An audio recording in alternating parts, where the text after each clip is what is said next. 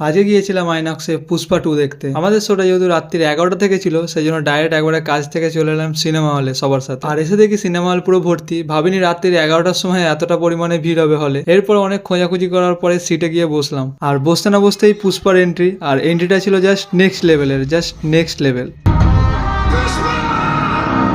এতক্ষণে বুঝলাম এতগুলো লোক কেন এই 11টার সময়তেও মুভিটা দেখতে এসেছে, মানে জাস্ট এই অ্যাকশানটা দেখার জন্য রাত জেগে লোকে মুভিটা দেখতে এসেছে। তো ফার্স্ট হাফে পুরো অ্যাকশানে ভরা ছিল মুভিটা, মানে কোনো কথা হবে না, পুরোটাই অ্যাকশানে ভর্তি ছিল। বোরিং ফিল করার কোনো জায়গায় ছিল না, বুঝতেই পারিনি কখন ফার্স্ট হাফ কমপ্লিট হয়ে গেছে।